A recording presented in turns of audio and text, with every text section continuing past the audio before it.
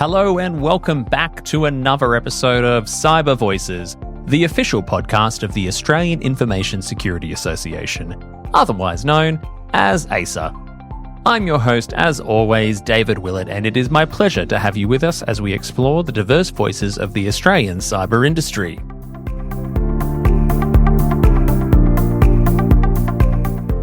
Welcome back to Cyber Voices, everyone. I am joined today by a personality within the cybersecurity industry that especially those of us here in Victoria probably all know quite well. You've probably seen him at all kinds of events, definitely at ASA CyberCon. So sitting across from me today, I have got Abbas Kudrati, who is the Chief Identity and Security Advisor at Silverfort and a former Chief Cybersecurity Advisor for Microsoft Asia. Abbas brings a deep expertise in identity security, zero trust architecture, cloud and cybersecurity, working to improve the security posture of startups and leading institutions alike, having worked with organizations like Square, X, and Vinny's Victoria. Not only that, but Abbas is also a best-selling author and renowned keynote speaker. Abbas has authored industry-leading books such as Threat Hunting in the Cloud and Zero Trust Journey Across the Digital Estates. And just released, so he's just handed me a copy as a bit of a gift, a copy of his new book, which came out very recently, which is Securing Cloud Containers, Building and Running Secure Cloud Native Applications. I will definitely be taking that one home. So, look, on top of all of this, he also serves as a professor of practice at La Trobe University and is a fellow of ASA. Whew. All right, we've got all that out. Abbas, welcome to Cyber Voices. How are you? Thank you, David. Thank you. Very, very glad to be here and pleasure to be here. Yeah, it's really, really good to have you. We've been talking about trying to get you on the show for quite a while. So yes. It's nice to finally be here in the studio.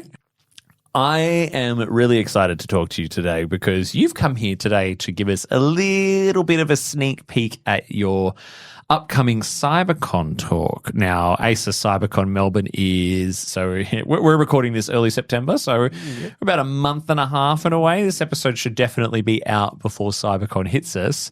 But your talk is Identity at Risk, Understanding and Addressing the Security Challenges of Non-Human Identities, which I think as we dive into this topic today, this may be something if you weren't thinking about it before today, you will definitely be thinking about it after you hear the insights from this wonderful man. Let's start off with a non-human identity. Let's start with the basics of us. What exactly is a non-human identity and why are they becoming such a critical security concern? I want to start with a bit of a background. We all have started with an on-prem environment, having an identity as a human identity, trying to log in on your on-prem Active Directory and whatnot. But then slowly we started moving workloads on the cloud and we started using cloud identity.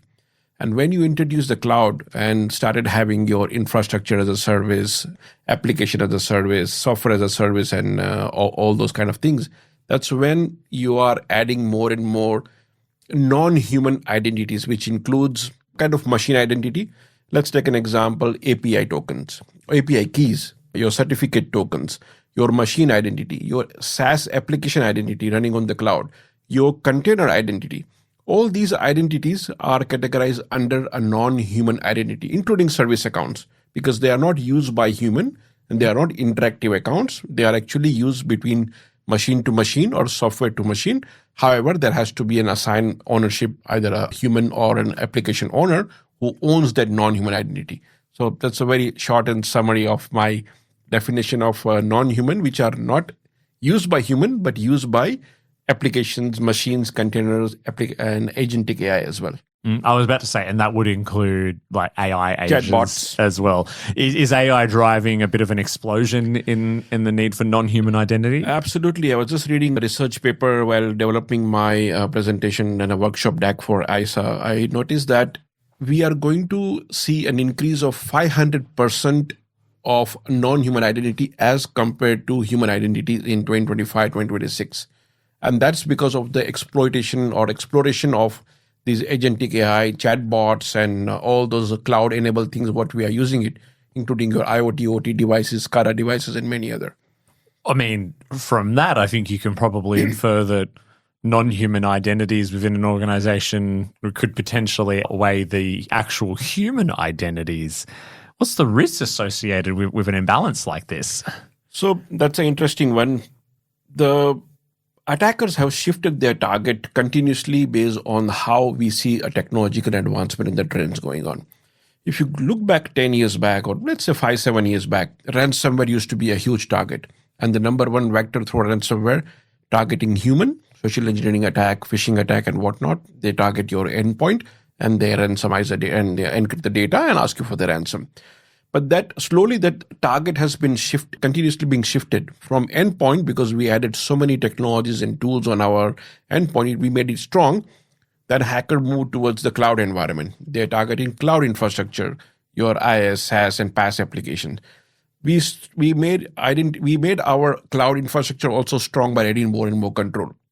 So now attackers need a new target, and they targeted identities. Mm-hmm. So first they target human identities, and from there, once they get hold of any account or through phishing or a social engineering attack, then they pivot themselves into finding any kind of a auth 0 vulnerabilities or certificate token, expired token. They will steal your cookies and hijack the session and whatnot, and they get inside. As a matter of fact, I was doing a research when I was counting how many organizations in 2024 and 2025 had been targeted from a non-human identity. The list went almost to 22 companies. I'm talking about the large organizations, which are very much in the news. The most recent one, which we did, the sales software, which is the most one. I think I know the one you're talking about. Yeah, that's the one. Again, if you look at the attack, is a non-human identity. Auth 0 was exploited, and they got hold of it. And there are many, many examples where API keys has been abused. Midnight Blizzard of Microsoft, Storm 558 of Microsoft. All these are non-human identity being targeted and got compromised, or data was exploited using them. Yeah, we really like creating problems for ourselves, don't we? Yes. Because, what are some of the, because usually I imagine that, part of the problem is that, these non-human identities are generally being created to perform complex or sometimes routine tasks, especially when it comes to agentic AI. Yeah.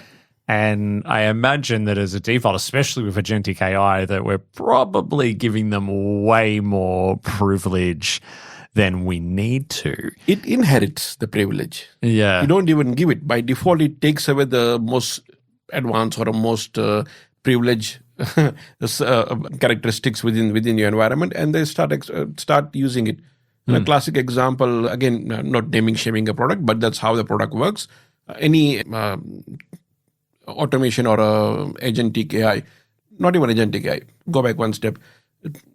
Gen AI product, for example, Copilot. Copilot for M365. When you implement that, it inherits the most advanced privilege among the application. And it starts looking at everything in your environment. If you haven't defined the right role-based access control within your environment, it could leak it could learn everything from your environment because you're giving it full access. And anyone who is asking the question, they could reveal the sensitive information, salary data, and whatnot within your environment. Yeah, I remember wanting to query some of that when starting to use Copilot at work, because my mind kind of boggled a little bit when I could say, hey, what do I need to get done this week? Yeah. And it was able to infer a very accurate priority list based not just off emails, but off SharePoint content, OneDrive content, Teams chats. Absolutely. It was good because usually I have to scour through all of that myself. But then, naturally in a job like mine, I'm thinking, okay, like what level of access to my own identity has this thing been given by default? Yeah. Is there a bit of existentialism in here that we're going to have to grapple with a little bit? True. Yeah, definitely. So what do you think are some of the most common misconceptions that organizations might have about NHIs, as an acronym? No, absolutely. Talking about misconception, I'll tell you the challenges it brings which is very much tied with your misconception as well. The challenge is, the number one is a lack of visibility.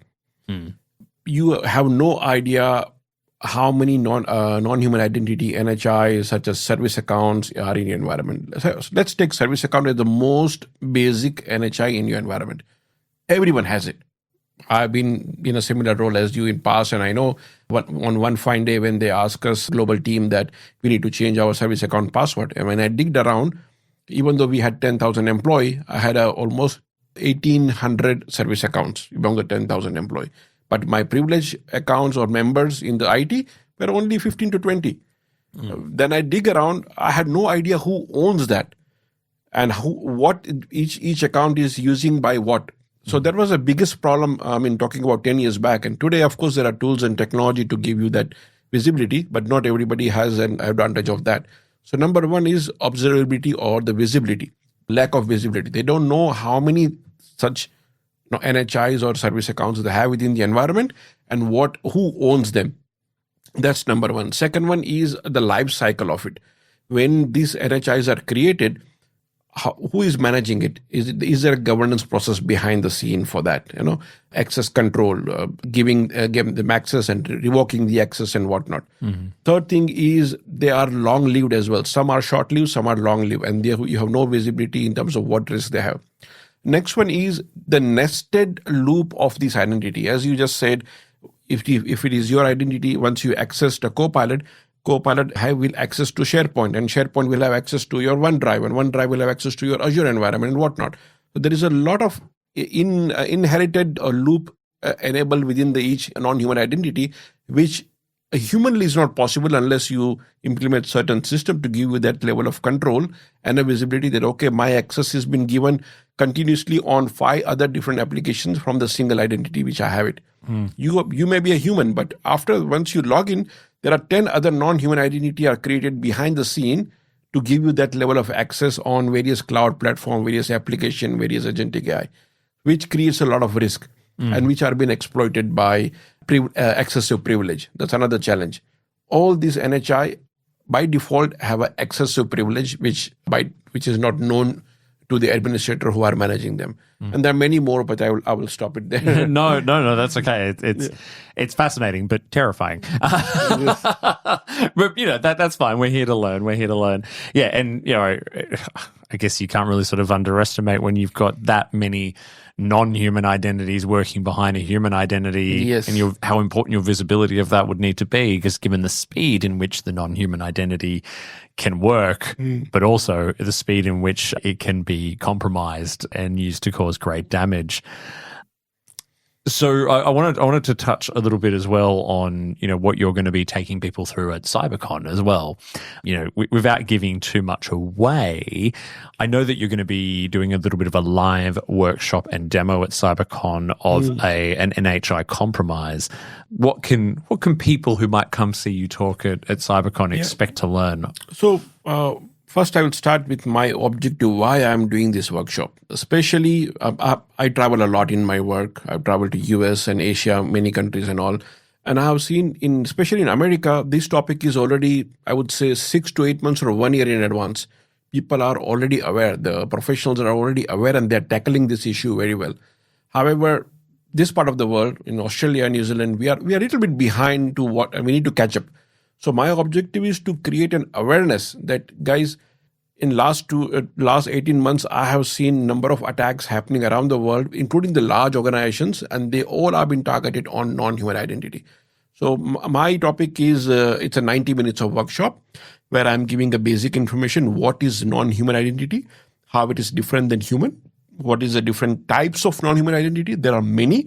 I'm explaining at least 7 or 8 type of them, and then giving a live examples of the various threats which they bring it, including some references of Gartner papers and whatnot, because they have come up with a lot of priority in that.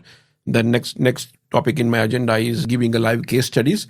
That let's look at the 4 top attacks which have been compromised because of a non-human identity and how it happened and what had happened. And then I'm going through in terms of the challenges which are there for non-human identity and a complete life cycle.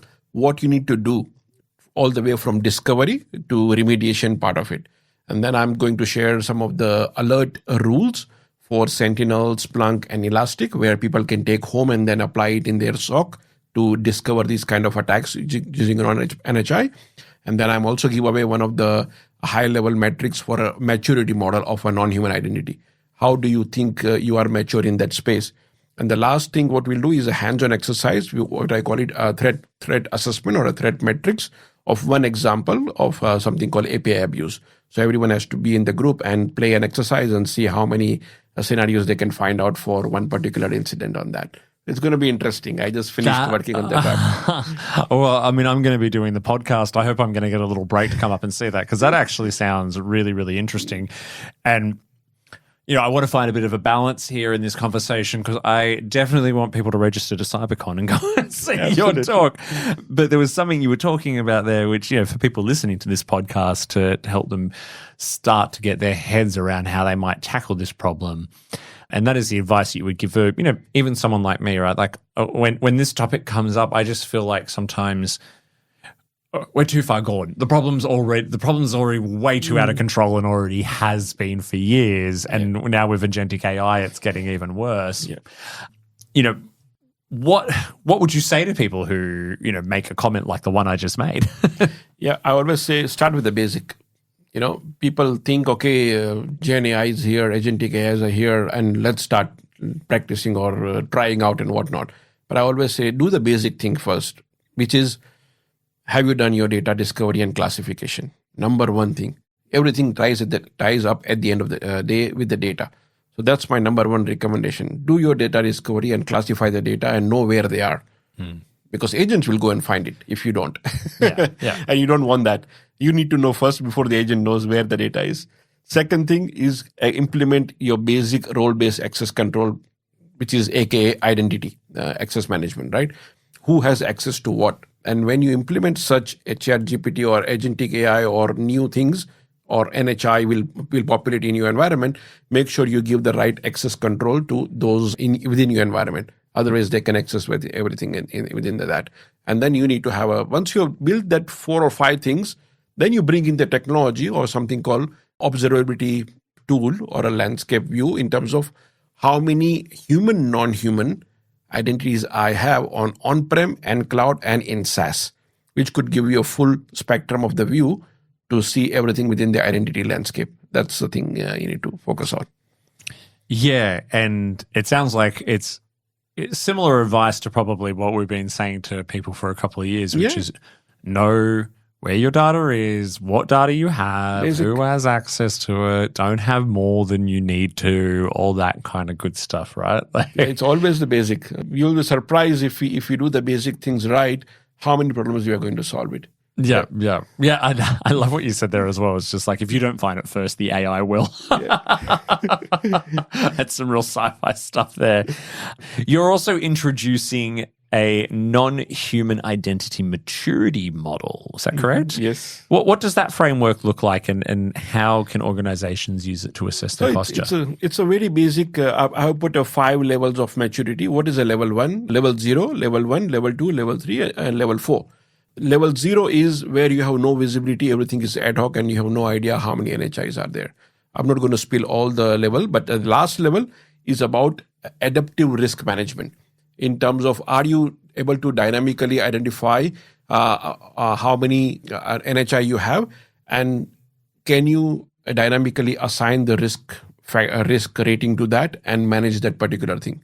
Like, for example, conditional access engine, what we do in our human identity. Similarly, non-human identity also needs to be tackled care in terms of dynamically. So if you do that, then you are at a level 4 of managing of non-human identity. There's a whole paper on that. Yeah. Okay, yeah. And I mean, how does this sort of model help bridge the gap between like technical controls and governance?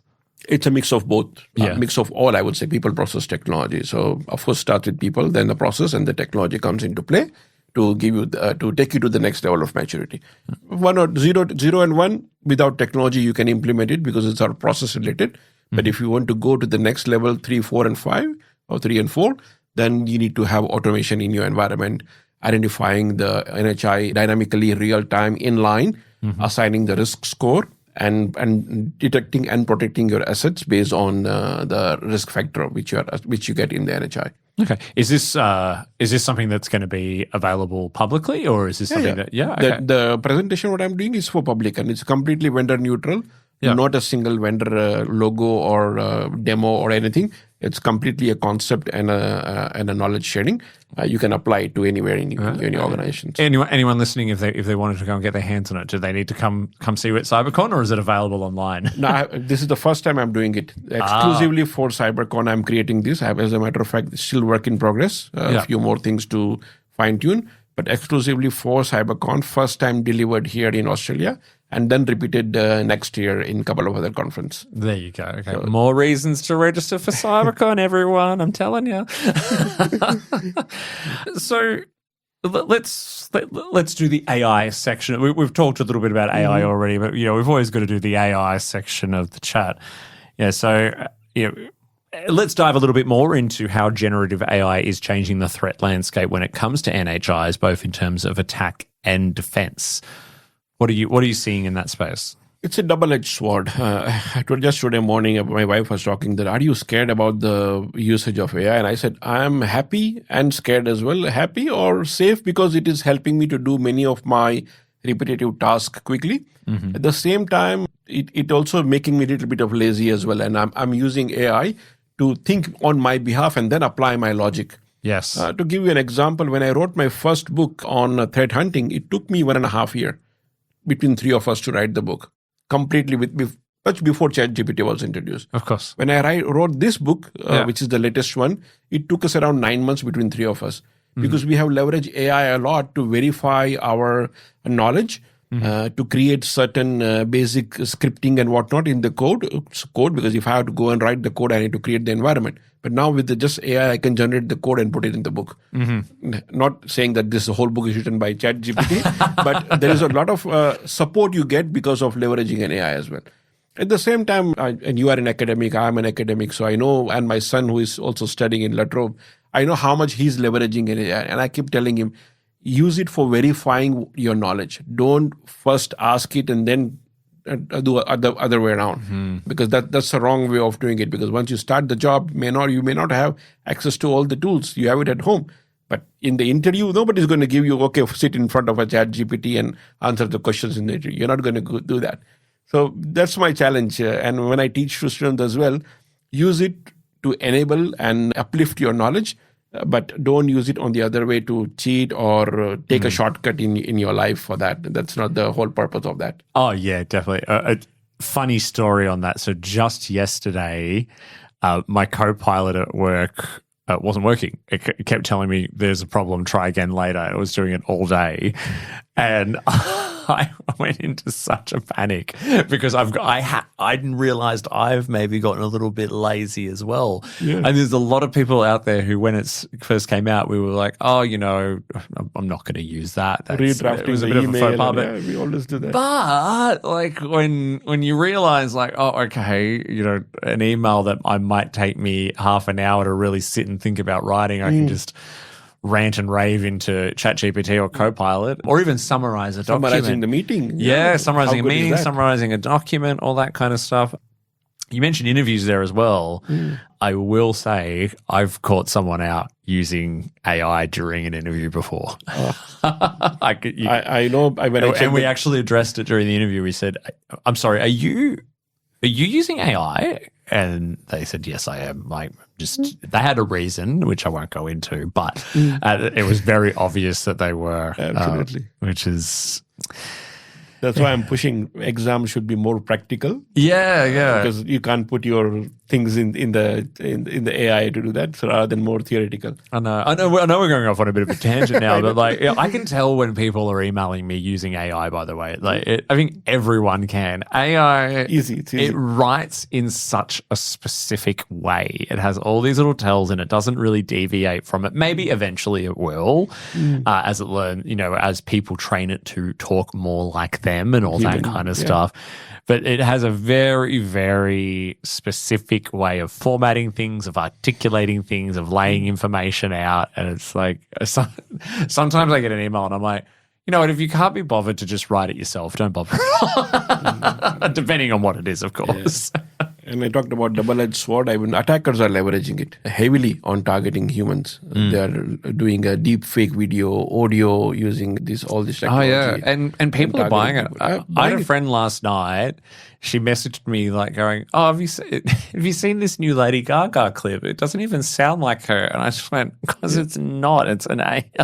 But she genuinely believed that it was like, oh wow, what's happened to Lady Gaga's voice? And I'm like, it's not her. Like, it looked like her. Elderly people, they easily get fooled. They receive a phone call or a video message or something like that from their loved one, and they're asking for help, and they give it. It's sad. Yeah, you said the attackers are using it. Yeah, do you see a bit of a change in cyber warfare one day where non-human identities themselves are capable of defending against other non-human identities? Already happening, not even in the future. We're talking about today. You can create agents, and I actually have a long blog on how your future security operation will look like. You are reducing the level 1 analyst and human in many places, and everywhere you have an agent. So if you are getting attacked from an agent, you are using agent to defend it. And you are using agent to create the summary of what is happening. And then human comes into play to take an intervention and take a control over what's happening. So we are seeing it today already. These kind of things are happening. Rise of the machines, hey? So I guess back on a slightly more serious note, so compliance and regulation as well. What are some of the emerging regulatory pressures or themes that we're seeing around NHIs? Yeah, there are quite a few. Some of them old regulatory will apply. I forget the framework numbers, but there is, for example, OWASP. OWASP, Open Web Application Security Project. They come up with a top 10 every year of new areas, on top 10 on web, mobile, and whatnot. They recently released, not very recently, but 1 year or so, they released OWASP top 10 for NHI, non-human identity. These are the top 10 threats, which also I'm covering in my workshop, a little bit on that. Then there are a zero trust framework. I'm also going to talk about how you can apply zero trust framework of NIST, and there is an ISO framework as well on non-human identity to limit the impact and whatnot. And then there are frameworks such as SCIF and SPIF. These are all identity-related framework, which talks about permission management and discovery and whatnot, where you can apply those regulatory and control mapping as well. I'm covering a little bit in my workshop on that as well. Frameworks and control mapping. Keep teasing us. Yes. Hearing about the OWASP top 10 for NHIs, it's a pretty major step forward.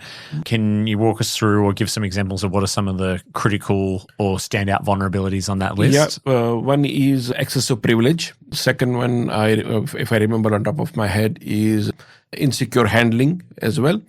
Third one, if I remember, is on API token abuse as well. Another one is on something on the storage accounts I saw. That's one. There's a 4 or 5 at top of my head I need to go through. But yeah, these are some of the very prominent one. API token abuse is the most common one. Yeah, but you can probably grab that from the OWASP website, right? If you want to dive into a little bit of that. Easily available. Yeah, excellent. Something I came across going through some of your material as well and just preparing for the chat today is also this idea of accountless identities for NHIs. Have you come across that? What's your take on that? Accountless is where we also call it orphan identities as well. So nobody knows who owns it, which is usually a bad thing. Yeah, usually a bad thing. Yeah, and that's why you need some solutions which can do a mapping because where is it generated? You need to know the birth. Where is the origination of this particular identity, so we can map it on that. So that's the whole idea behind that. Okay. And what about vendors and solution providers? We've talked about Copilot and all. Look, you would probably know that in my role, I'm getting people. Every single day, I'm getting phone calls, emails, existing vendors. Like, here's this new AI solution. Here's this new this. Here's this new that. You just got to give it access into here and onboard it and blah blah blah. What role should they be playing in help us managing our NHI risk more effectively? So, a real story. Earlier this year, I went to RSA conference in San Francisco. And when I went to the vendor floor or the show floor where all the booths are there, a lot of new startups are mushrooming in this space, especially on the non-human identity and agentic AI place. Everyone says, we can help you discover. Some says we can protect. Some says we can detect. Some says we can do only on the cloud. Some says, and nobody does it on the on-prem today. except for a couple of people who can do on-prem as well. So yes, the space is getting busier and busier. Everyone has their own sweet spot where they can help you depending upon your use cases and whatnot. But number one, and everyone can provide you, or one thing everyone provides and everyone should focus on is observability and the visibility. Then you can focus on, okay, how deeper you want to go in the tool or what else it can provide. It does provide visibility and whatnot. And the second most important is type of non-human identity. Some would say only we can discover service accounts. I would say, okay, I can only discover the API keys and token, but not other areas. There are 20 different types of NHI, including agentic AI. So that has to be, the scope needs to be understand who can cover the most deeper things in your environment. Yeah, definitely. And I mean, you kind of answered my next question there, but if there's anything else you'd like to throw into this, it'd be interesting to hear is, what's one mindset shift that you'd like people to walk away from either listening to this podcast or when they come and see your workshop, like what's that one mindset shift that you'd like people to walk away with? Yeah, I'm a strong believer of a zero trust architecture framework. I've done a lot of research. I've written a book on that and whatnot. And everything I tied up with the zero trust, which is assume breach mindset. In case of NHI is assume leak mindset. That's the key difference between the human identity is assume breach or non-human is assume leak mindset. Second principle I always talk about is a least privilege, which again ties back to your NHI as well. You need to have your non-human identity with the least privilege. Human or non-human applies both. And the third is trust no one, verify everyone, or trust no one, verify everything. So I am a firm believer of guidance on a zero trust architecture framework. Yeah. Non-human identities aren't necessarily, they're not new. They're not new, right? They're not new. Service account has been there for many years. You dived in with service accounts and APIs and all that kind of stuff straight away, which have been around for a very, very long time as a way of doing things. Are we talking about it more now because of AI? Is that because AI is really supercharged? Yes, it is supercharged. Yeah. And the 500% increase is because of AI. Otherwise, it was 50x. Because we know exactly how many API we have. There are a number of tools which does do API security, API risk assessment, API pen testing. We have been doing it for a while. Service account, we have been managing through on-prem. It was easy. Go run a script and you get the account and then delete but don't know what it is doing. That was a bigger challenge. But now we are worried. If service account is human using it? Is it machine using it? And how deep it is using or how old it is or not being used? So yes, AI has multiplied the usage of NHI and varieties and types of NHI has been introduced because of that, which is very concerning. Yeah. I wonder what your thoughts are, and this is maybe a little bit of a hypothetical, a little bit of a philosophical kind of conversation to have. Are we yet to reach the peak of AI hype? And does it plateau? Does it peter out? Is this just like when, 10 years ago, all the cinemas made us wear stupid 3D glasses to go to the movies and then they all eventually died away? Terrible comparison, I know. Yeah. But what's that bell curve look like for AI? We are just getting started, and I have a fantastic paper on that, which I presented multiple times, which is called The Threat and Opportunity of Gen AI. And my last part of the presentation is what is the future of Gen AI? Have we done to the pinnacle, as you said? No, we haven't. We are just in the generative AI part. There are two more variety, which is AGI, Artificial Generative Intelligence. And the third one is the SGI, Super Artificial Generative Intelligence. We are already seeing bit and pieces of AGI today. What is AGI? You already know Gen AI, text to video, text to audio, automations and whatnot. But now AGI has a capability of thinking and improving its own model on its own. It can predict things for you. So, example, ChatGPT version 5, very advanced. If you type it, it says thinking. It makes you like a human. It thinks.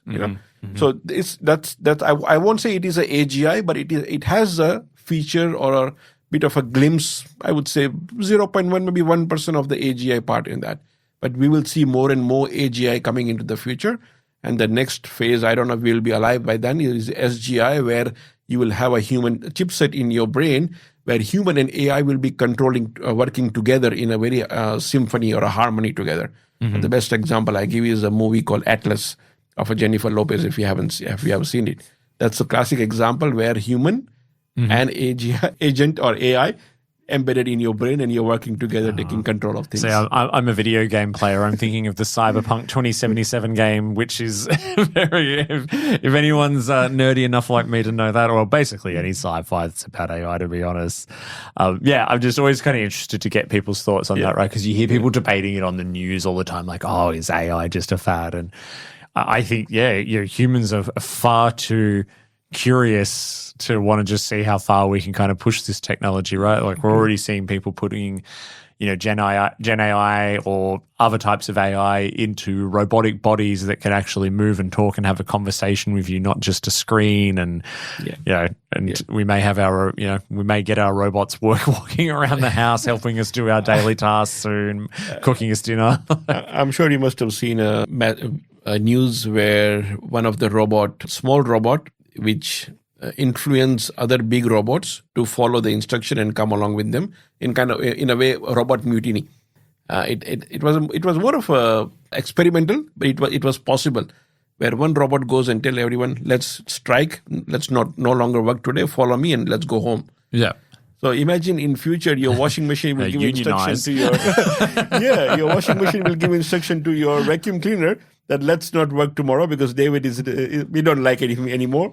Yeah, nothing will work. Yeah, and you don't even know what languages they're talking among each other. That's why I always say please and thank you to ChatGPT, because I don't want to come home one day and find that my clothes haven't been dried and that there's dust balls everywhere. Yeah, absolutely. Interesting time ahead. Absolutely. Well, I guess let's end on a positive note, and that is what actually excites you the most about the future of identity security in a world increasingly run by machines.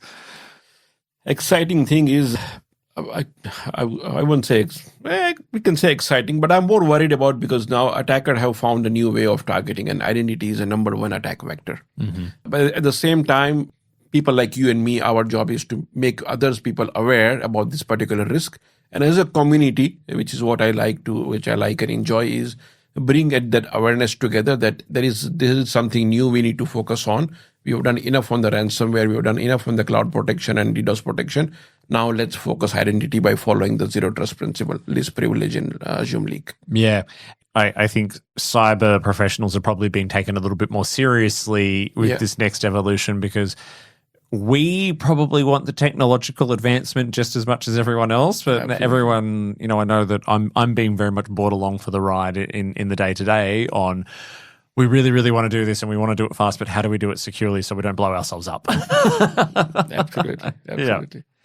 Well, that is really, really exciting, everyone. If you are not already registered for CyberCon in October, as I've already mentioned a few times, Abbas is just one of many incredible and insightful speakers who are going to be there. It sounds like your workshop is going to be really, really interactive, really, really fun. So, make sure you register at cyberconference.com.au if you have not already. And you may get a free copy. You may get a free copy of this little book like I just did. So there is all kinds of fun stuff. I mean, it's 3 crazy days, right? Absolutely. But it's Cyber Christmas. Cyber Christmas. Love the gala dinner and award nights. Yeah. You got award nights, you got block parties. As an ASA, as a member of ASA and as a director at ASA, I basically don't sleep that week. Yeah. But it's a good time. It's a good time. Abbas, thank you so much. I really enjoyed our conversation. I hope I can get along to see the full version of your demo at CyberCon. But thank you so much for coming in and sharing your voice with us today. My pleasure, David. Thanks for having me today.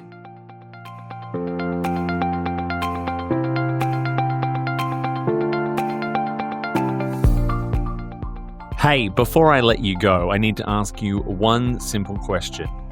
Are you prepared to transform, to evolve? Well, guess what? ASA Presents CyberCon Melbourne 2025 is almost here.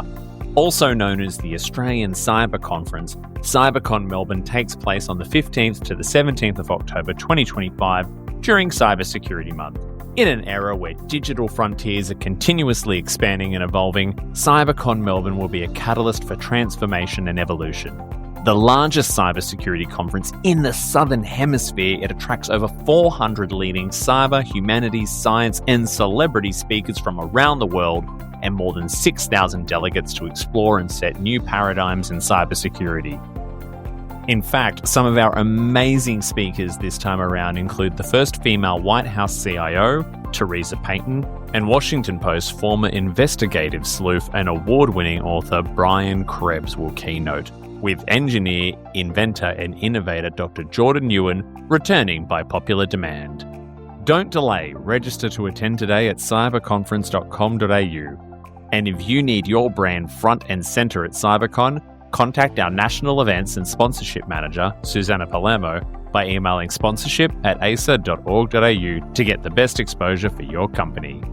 CyberCon Melbourne, the Australian Cyber Conference, is proudly brought to you by the Australian Information Security Association, Australia's largest and most trusted cybersecurity peak body, and major partner, the Victorian Government. See you there.